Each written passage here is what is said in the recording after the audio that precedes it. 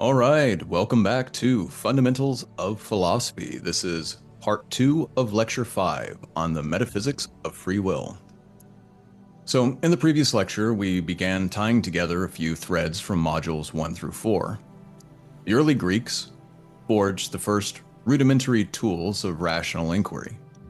The scholastics used these tools to construct the machinery of logic. And the moderns, well, they disenchanted the clockwork by casting the mind into the Cartesian theater and abandoning everything that isn't mind to the Humean mosaic. Wilfrid Sellars calls this distinction the manifest image versus the scientific image.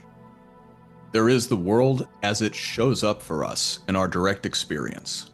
That is the manifest image. And then there is the world of mathematical equations and quantum fluctuations that science describes. That's the scientific image. For Thomas Nagel, this is the first person versus the third person. For Frank Jackson and David Chalmers, it's qualia versus quantitative physicalism. For John Searle, semantics versus syntax. Going all the way back to Aristotle, it's content versus form.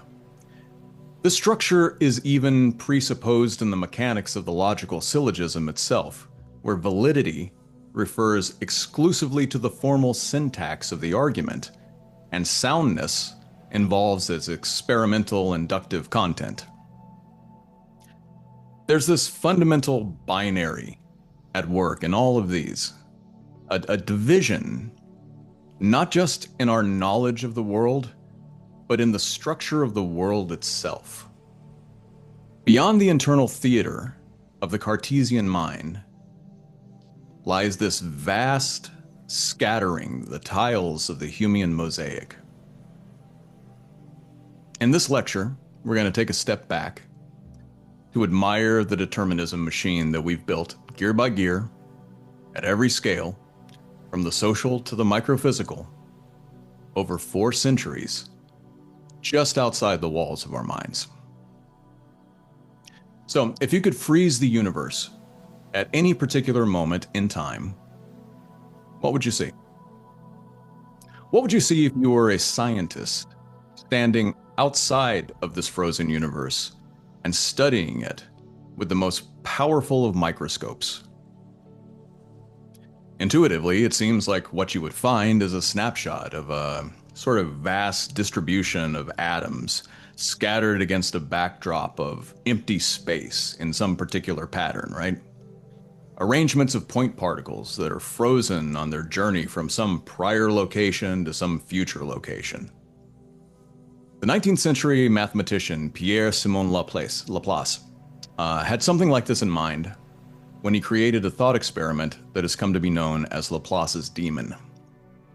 The demon is like the scientist standing outside of the frozen world mosaic, right? Counting the individual atoms and calculating their trajectories. Unlike any actual scientist, the demon is omniscient. It doesn't need a microscope, a timeline, or institutional funding. Being omniscient, it just knows the position and momentum of every particle in the universe at any moment. That's what omniscient means. It means all-knowing. Given these two variables, position and momentum, the demon can calculate with absolute mathematical certainty where every particle is coming from and where it is headed. Freeze the universe at any moment, and from that specific pattern, that specific distribution of atoms, the demon can calculate both past and future with perfect precision. The demon is determinism embodied. In a universe of perfect rationality, the calculation of all possible events is merely an engineering problem. Once science advances sufficiently, the full causal sequence of the world and all of its possible paths will be revealed. We can make perfect predictions because the world is perfectly predictable. Now let's give the demon an upgrade. Let's give it some enhancements. Let's upgrade the demon with some 21st or some 20th century modal logic, right? So the demon doesn't just see every actual past and every actual future, but it can also see all of the different ways that the universe might have possibly been if the distribution of atoms had turned out differently. Our upgraded demon, in other words, can see all possible versions of the Humean mosaic. This is how contemporary Humeans, by the way, like David Lewis and Robert Nozick, who we've talked about previously, this is how they understand the world. So this is a contemporary picture. Looking backwards in time, the demon sees something like a cone of possible worlds. At the beginning of the universe, all possibilities were open, right? Then one by one, each possibility became an actuality. Each way the world might have been collapsed into a way the world actually turned out. From the demon's perspective, in its view from nowhere, the arrow of time shows up as the systematic and inevitable devouring of all possible worlds towards a final determinate outcome, some final endpoint, where all decisions that can be made have been made, where every position that any atom could occupy has been occupied, and there is no more space for anything else to happen. The cone of possibility narrows with existential finality from the Big Bang to the end of the universe. And as the embodiment of determinism, the demon isn't just a spectator of the end of all possibilities, it is the principle driving their extinction. That's what makes it demonic. Laplace's demon of omniscient determinism is the very mechanism by which all possible alternatives are ultimately extinguished. The demon is actually the devourer of all possible worlds. But we don't have to be omniscient demons to see all of this in action. It's a poetic metaphor. We can see something like this happening around us all the time and everywhere, right? The debate between compatibilists and libertarians regarding free will can, in one sense, be understood as a debate about the relative importance of what Isaiah Berlin calls positive and negative liberties. A negative liberty represents freedom from coercion. When we don't make a decision with a gun to our head, we have liberty in this negative sense. No one's forcing us. Positive liberty represents freedom to exert our agency in the world. You are free to apply for more jobs with a college degree than with a high school diploma, for example. So translated into the language of the principle of alternative possibilities, the PAP. Having the resources to attain a college degree opens up a larger selection of alternative possibilities, of ways the world might turn out to be. For a person without the resources or motivations to proceed beyond high school, the space of alternative possibilities shrinks. This, in a sense, is what we mean by power, right? The ability to affect change in the world. And the ways that we can engage with the world are shaped by factors ranging from genetics to culture to economics, and ultimately to what Thomas Nagel calls moral luck. To be powerful just is to have access to ways of engaging with the world that others don't. But as Uma Narayan pointed out back in Module 3, there's a trade-off. The marginalized are forced to develop a sort of double vision, right? To see from both the center and the margins at the same time. The privileged only ever see from the center. Power affords greater possibilities for action, but it restricts the ability to take on the perspective of others, to have genuine empathy. So the shape of the possibility space changes depending on the socioeconomic positioning. Enlarging in some areas and shrinking in others. And it isn't just the availability of socioeconomic alternatives that narrows or expands. Stress creates cognitive loads that are constantly reshaping the neural pathways in our brains. Energy that in one scattering of the mosaic would be directed towards long-term planning is instead redirected towards immediate survival. The rent is due, the medical bills are in the mail, and the assignments are late. Neurotransmitter availability shrinks, no dopamine for you. And crisis response patterns wear into neuroanatomical grooves that are genuinely inherited from one generation to the next. It's called epigenetics. We pass this down generation to generation. Can inherit stress. Socioeconomic stress changes brains. And as Patricia Churchland points out, brains are causal machines that shape, by degrees, our ability to exert self-control.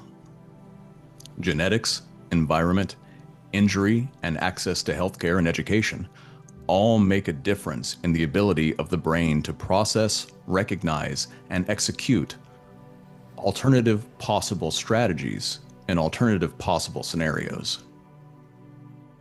And all of these factors, socioeconomics, genetics, brain anatomy, all of these things encroach upon the space of the inner theater. When W.T. Stace distinguishes between an action that is internally caused and an action that is externally caused, he's distinguishing between the inner phenomenal sense of the Cartesian self and the mechanical ticking of the deterministic clockwork of the external world. When our actions flow from our internal desires, beliefs, and values, then we are free. The compatibilism of Stace, Hume, and Frankfurt, Harry Frankfurt, denies that alternative possibilities need to exist in order for an action to be chosen freely, in order for us to be morally responsible for an action. Causal determinism isn't something that needs to be escaped. This is neither possible, nor is it something that you should want to do. What matters is not whether an action is caused. What matters is how it was caused. Did your choice to enroll in college follow from your character, from your values, from your internal motivations? If so, then the causal sequence that leads to you being in college ultimately originates in you. You are the ultimate author of your own actions. Robert Kane, for example, supports a compatibilist theory like this. Read through the microscope of Laplace's demon, this locates you, the haunter of the Cartesian theater, as the cause and ultimate bearer of moral responsibility for the collapse of alternative possibilities. Every choice which follows from your internal motivations opens up some alternatives while foreclosing others. You are the demon in this scenario, murdering and creating alternative futures with your every action. But from the compatibilist perspective, this is irrelevant to moral responsibility. It is only what happens in the actual world that matters in the resulting moral calculus. It's not about possible worlds. It's about the causal origin of actions in this world. But there are still some problems. The ultimate origination of your internally caused action is based in your character, your values, and your motivations. But each of these is also caused by something, whether internal or external. If your character is formed by your genetics and your environment, then we haven't escaped the determinist clockwork at all. We've just buried it in an easier to swallow argument, like a pill hidden inside a dog treat. And if your motivations have internal causes, then we've just triggered a potentially vicious regress. Each internal state was caused by a prior internal state, which in turn was caused by another internal state, and on and on and on and on. And eventually we come up against the paradox of a self-causing internal state, sui causa. An inner motivation that, like Baron Munchausen in the folktales, pulls itself up out of the quicksand by its own hair, pulls itself up by its bootstraps. So Neil Levy suggests one possible way out of this bind. His refutation of Harry Frankfurt's argument against the moral relevance of alternative possibilities hinges on Frankfurt's assumption of a clean distinction between the internal world of motivations and the external context of the outside world. But this distinction seems unjustified, even on Frankfurt's own terms. According to Frankfurt, your choice to perform some action rather than another carries moral weight regardless of whether or not you actually had a genuine possibility of acting differently. But Levy reverses Frankfurt's examples. Your capacity to perform one action rather than another is just as context dependent as the availability of alternative possibilities. It's about capacities. There isn't a clear, bright cut where environmental affordances end and internal capacities begin. If there is an original inner author of your choices, then their abilities to make choices will change and shift under different conditions and in different contexts. The external world presses upon the walls of the inner theater, granting you capacities for some actions while restricting your capacities for others. Now, Jane Bennett provides an example from real life of lead in the water pipes in Flint, Michigan, which cause changes in the neuroanatomical development of local children. So, where do you locate agency in a case like this, where there's lead in the water pipes, which causes neuroanatomical change in the development? Where is the agency here? As Churchland demonstrates, the inner life of the children of Flint is shaped by developments in their prefrontal cortex, right? But that neurological development was influenced by the presence of lead in the local drinking water, which was itself the result of cost-cutting decisions made by local politicians. The space of alternative possibilities available to the children of Flint seems to have been shaped by a wide assemblage, Bennett uses the term assemblage, of social and material practices, implicating everything from the properties of lead to the budget decisions of lawmakers. No individual component in the assemblage can be singled out as the ultimate originating cause. Moral responsibility falls upon a widely distributed system or network in which the child who was fed poisoned water bears neither the only nor even the most agency. And so, just as in the 4E cognitive framework that we discussed in Module 4, which increasingly recognizes consciousness as inextricable from material embodiment, embeddedness within an ecology, extension through tools and technologies, and in actions through engagements with the world and with each other. Those are your 4Es. Contemporary discussions of agency increasingly recognize the distributed, externalized, and world-involving nature of our choices, and the space of alternative possibilities that both enables and restricts them. So, does Laplace's demon of determinism inevitably devour all possible worlds, leaving us only a single predetermined actuality? When Laplace invented the original thought experiment, he was operating within a strict Newtonian framework of classical physics. It would be another century before the debates between Bohr, Heisenberg, Einstein, and others would demolish the deterministic clockwork at the microphysical level. We now know that the demon cannot possess perfect knowledge of the state of the universe because there is no fixed and ultimate state of the universe to know. The scattered tiles of the Humean mosaic smear out into probabilities, virtual particles that both exist and don't exist, act as waves and as particles, communicate instantaneously over impossible distances, and occupy multiple possible positions simultaneously. The entangled world of quantum physics is uncertain and indeterminate at its core. And this has given hope to some defenders of libertarian free will. And in the next lecture, We're going to examine whether or not that hope is justified. And I'll see you there.